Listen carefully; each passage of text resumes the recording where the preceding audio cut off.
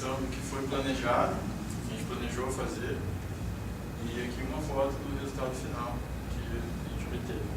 A primeira decisão assim, que contou bastante foi a decisão de utilizar o robô cilíndrico, que é essa estrutura aqui. O robô cilíndrico ele tem algumas vantagens. Ele tem uma base pequena e ele abrange toda a área do teclado, mesmo tendo um suporte de base pequeno. Inicialmente, a gente tinha como ponto de apoio só um rolamento aqui no eixo, junto com o motor. Mas o sistema ficou pesado demais e a gente teve que fazer uma alteração que foi colocar esse segundo ponto de apoio do peso. E a gente obteve bons resultados. O sistema ficou estável, não flexiona mais e a gente obteve os resultados que a gente planejou desde o começo. Outra decisão crítica do nosso projeto foi a garra para obtenção de peças. Antes da gente conseguir o protótipo final, a gente fez 2 outros protótipos, um utilizando eletroímã e um utilizando engrenagem, mas eles não funcionaram do jeito que a gente planejou. E esse foi o que chegou mais perto do funcionamento. E para garantir mais segurança, a gente obteve apoio do UNFER, um grupo aqui da universidade mesmo. Eles doaram material e disponibilizaram o CNC para que a gente pudesse fazer as pecinhas com um degrau em cima, onde ficaria mais seguro que a garra segurasse, para ela ter mais facilidade na hora de agarrar a peça.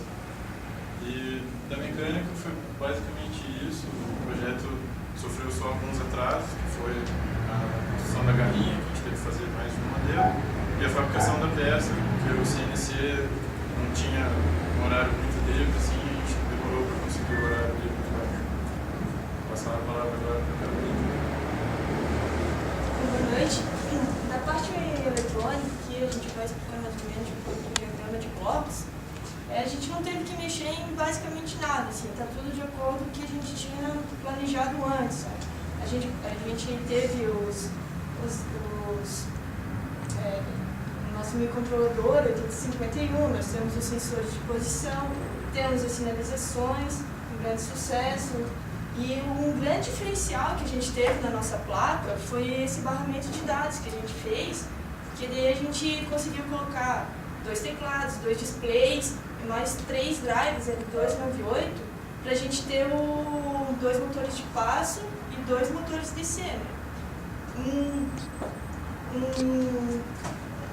Uma coisa assim que a gente deu bastante problema, né, tirando a queima de componentes, que isso basicamente é planejado, né, que acontece sempre, né, foi que o nosso microcontrolador ele não estava gerando corrente suficiente para os nossos motores poderem girar.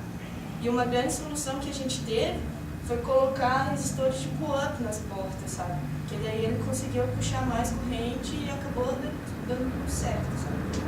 Agora eu vou passar para o Alexandre. Boa noite.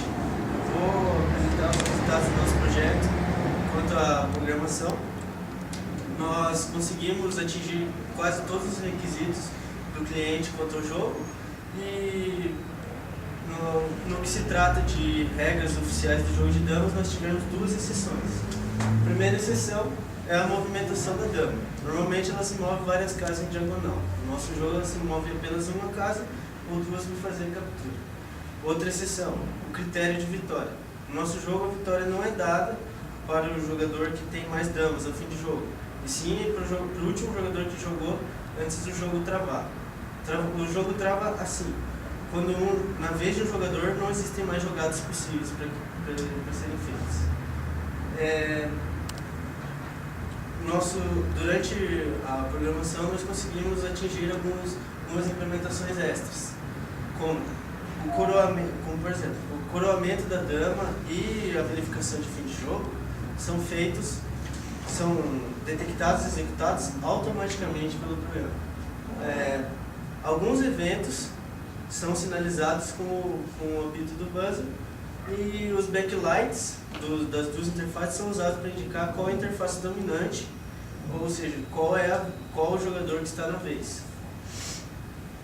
Nós também conseguimos, usando a eletrônica, nós conseguimos desabilitar e habilitar cada interface para que cada jogador tenha controle do jogo apenas pela sua interface, pelo seu teclado.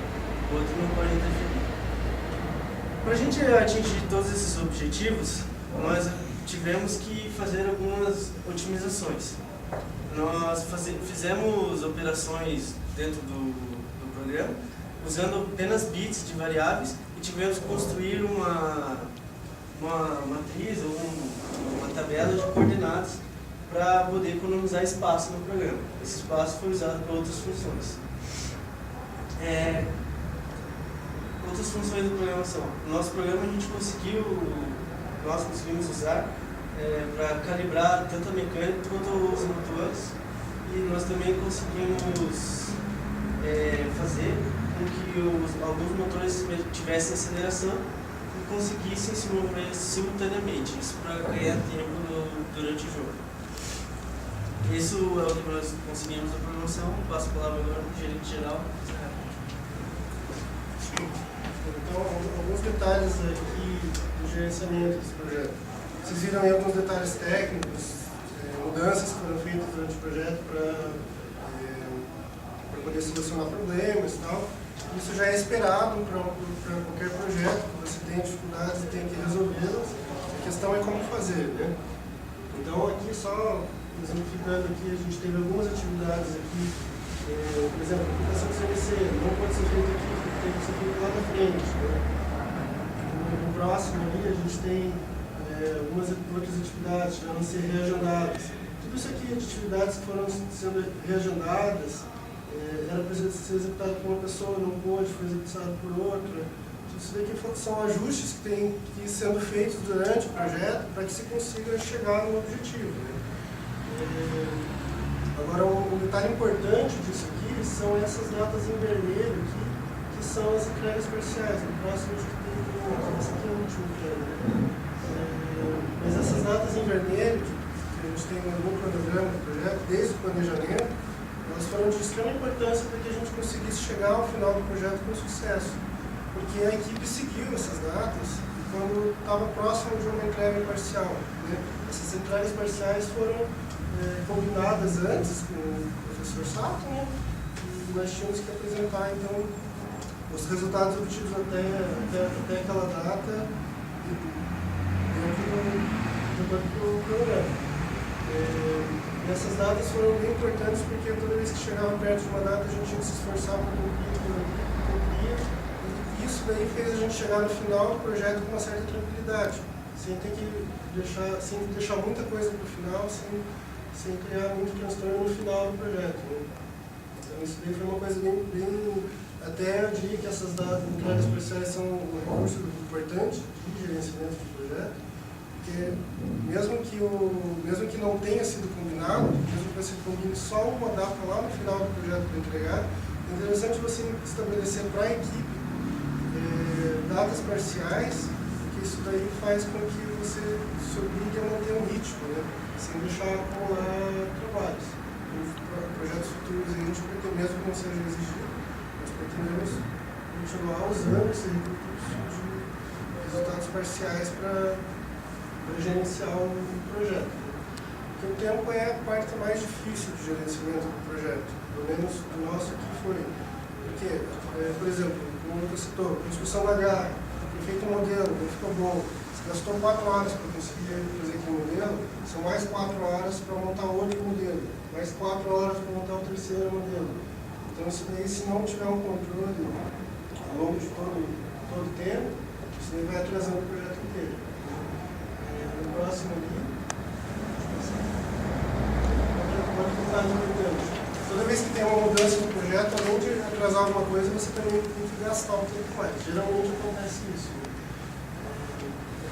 No caso da nossa parte mecânica, não teve muito isso, porque quase tudo foi doado, peça reutilizada, peça de impressora, de scanner, de informática, foi aproveitado de ter muito gasto com isso.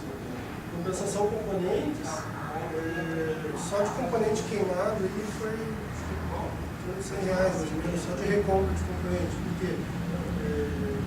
Processador não funcionava, sem motivo aparente, tá? Isso é um detalhe importante. Em nenhum momento a nossa placa de circuito fechou o circuito, em nenhum momento houve sobrecarga, todos os componentes foram dimensionados para trabalhar sem fator de segurança, para não ter sobrecarga, corrente. Mesmo assim, a gente teve uns 3 ou 4 drivers de motor que simplesmente pararam de funcionar.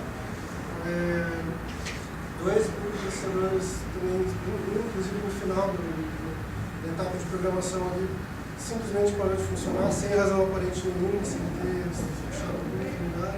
Então são coisas que acabam fazendo que você gaste mais do que tudo que foi planejado. A gente teve um aporte em torno de R$80 por mês, para esse período aí. Era para dar menos que isso, mas os gastos a mais eles aparecem.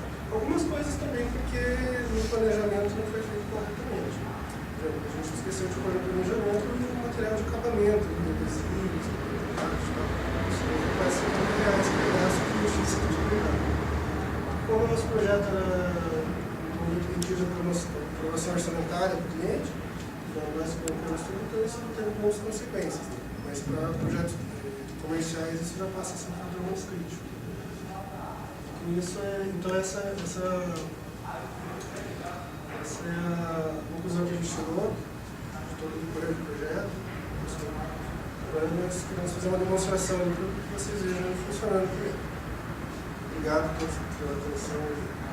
Se alguém tiver perguntas.